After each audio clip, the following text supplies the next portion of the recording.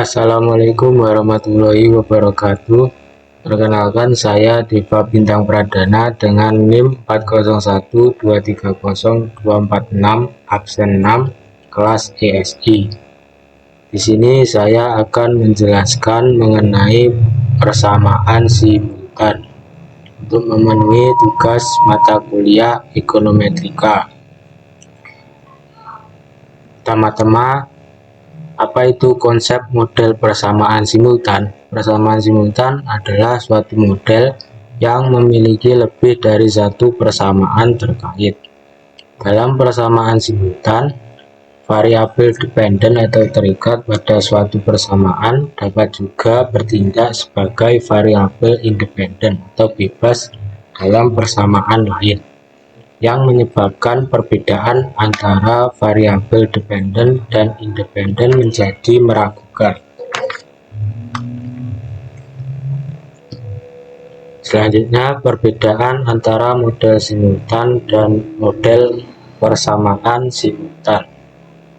Model simultan merupakan istilah umum untuk menggambarkan suatu sistem di mana variabel-variabel saling mempengaruhi pada waktu yang sama. Jadi gambaran besarnya adalah ada hubungan dua arah. Misalnya, harga memengaruhi jumlah barang yang diminta, tapi jumlah barang yang diminta juga memengaruhi harga. Itu disebut dengan model simultan sebagai sebuah konsep. Sementara model persamaan simultan adalah bentuk matematis dari konsep tersebut. Kalau tadi model simultan itu seperti ceritanya, maka model persamaan simultan itu naskahnya. Di dalamnya sudah ada persamaan struktural yang menjelaskan hubungan sebab akibat antar variabel, mana yang endogen, mana yang eksogen, dan bagaimana mereka saling masuk ke dalam persamaan lain. Jadi perbedaannya yaitu yang satu gambaran sistemnya, yang satu lagi bentuk persamaannya. Lalu ada menurut Gujarati pada tahun 2012 ada dua variabel utama dalam persamaan simultan.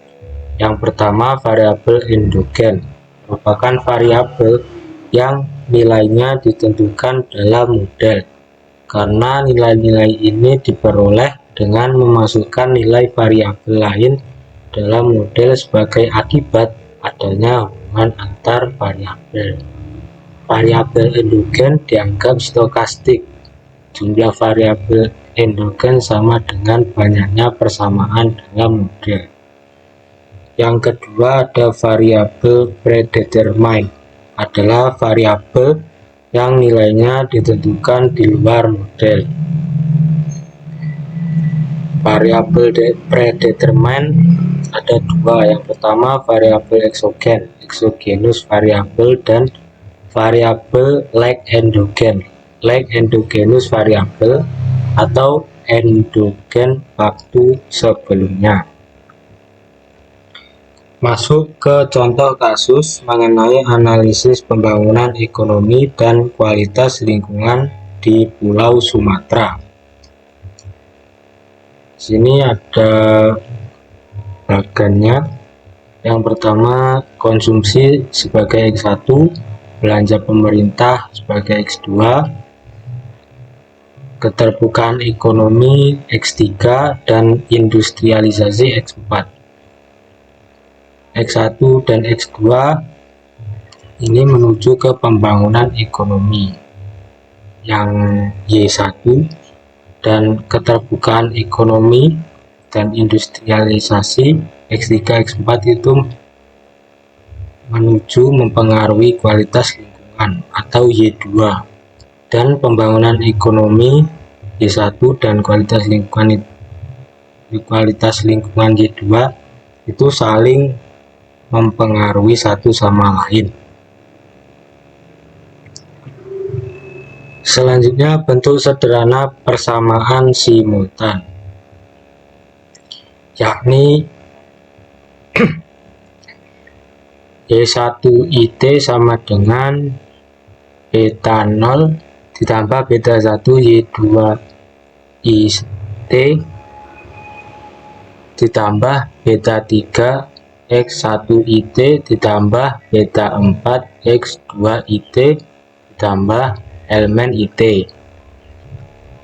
Lalu Y2 IT sama dengan beta 5 ditambah beta 6 Y1 IT ditambah ditambah beta 7 X3 IT ditambah beta 8 X4 IT ditambah elemen 2T.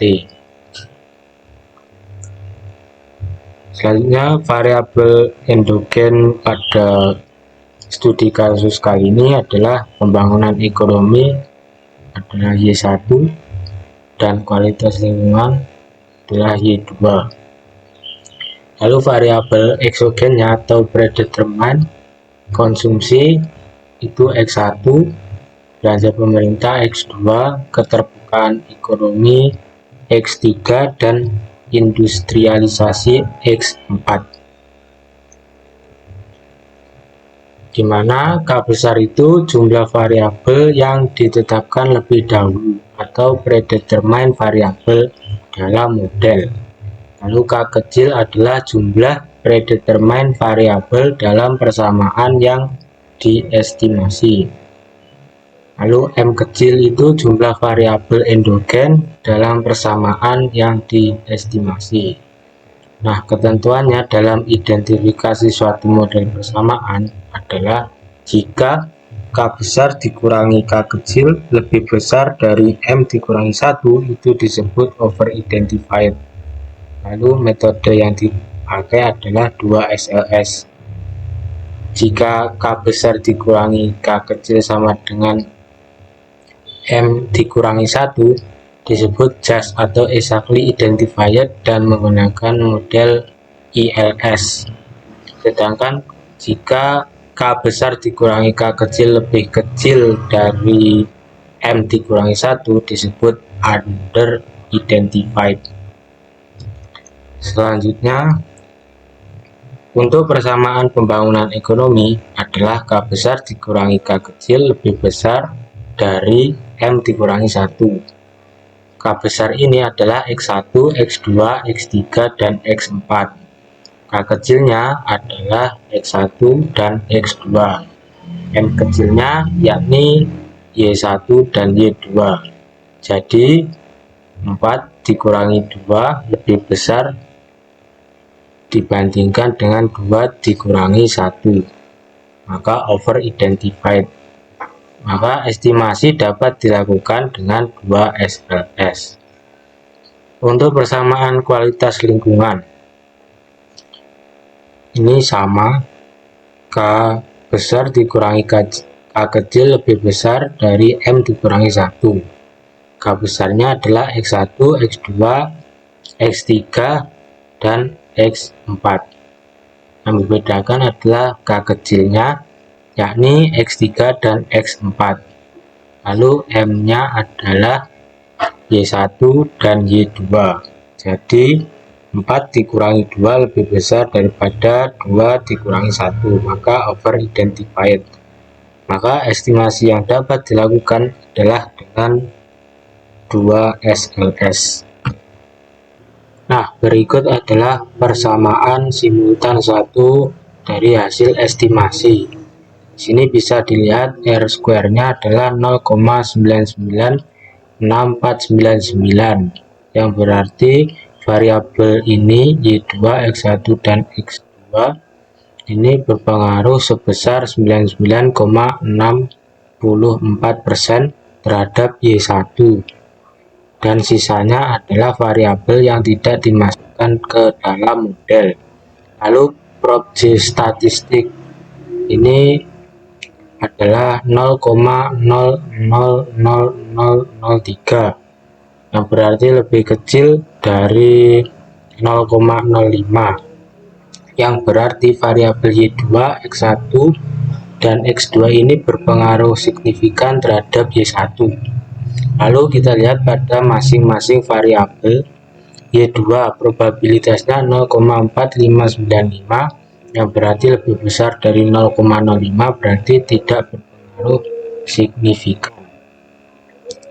Yang selanjutnya variabel X1 probabilitasnya adalah 0,0000 yang berarti lebih kecil dari 0,05, berarti berpengaruh signifikan. Dan selanjutnya X2 probabilitasnya 0,0002 yang lebih kecil dari 0,05 yang berarti berpengaruh signifikan terhadap Y1. Selanjutnya adalah hasil dari estimasi yang menjadi persamaan simultan 2. Dapat dilihat pada R2-nya adalah 0,726503 yang berarti variabel Y1, X3, dan X4 ini berpengaruh signifikan terhadap Y2 sebesar 72,65%. Sisanya adalah variabel yang tidak dimasukkan ke dalam model.